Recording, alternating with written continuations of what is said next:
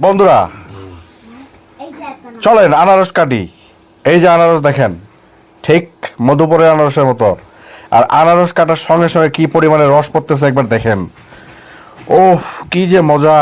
পেঁয়াজ, এই ম্যাঙ্গোস্টিন গুলাকে দেখুন না।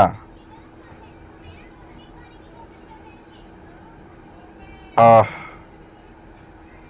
ওয়াও। আপনারা দেখতে পাচ্ছেন যে একটি ডালে কতগুলো বেদানা ধরছে।